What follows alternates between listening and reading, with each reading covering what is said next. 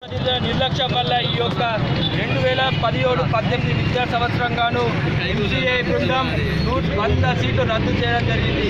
ఈరోజు ఎంపీ కవిత గారు, అలాగే పోచారం శ్రీనివాస్ రెడ్డి గారు, అలాగే 9 మంది ఇంకా ప్రజాప్రతినిధులు అందరూ కూడా ఈ యొక్క మెడికల్ కళాశాలపై నిర్లక్ష్యం వహిస్తున్నారు. మేము ఒకటే డిమాండ్ చేస్తున్నాం. గత ప్రభుత్వంలో అనుమతి రాకుంటే జిల్లా ప్రజాప్రతినిధులు సుదర్శన్ రెడ్డి గారు, అలాగే రాష్ట్ర ప్రభుత్వం అందరూ కూడా సహకరించి ఈ యొక్క అనుమతులు తీసుకురావడం జరిగింది.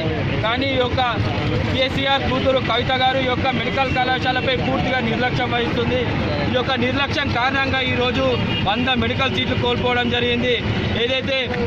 ఏదైతే కోల్పోయిన సీట్లు వెంటనే తిరిగి ఎంసీఐ బృందాన్ని తిరిగి రప్పించి 100 సీట్లు మళ్ళీ వచ్చే విధంగా ఈ యొక్క జిల్లా ప్రజాప్రతినిధులు అందరూ కృషి చేయాలి.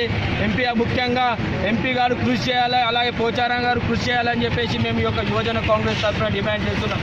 అలాగే రానున్న రోజుల్లో ఈ యొక్క 100 సీట్లు వచ్చే వరకు కూడా యువజన కాంగ్రెస్ తరఫున, ఎన్ఎస్ఏ తరఫున, కాంగ్రెస్ పార్టీ తరఫున పోరాడతామని చెప్పేసి మీ ముఖంగా తెలియజేస్తున్నాం.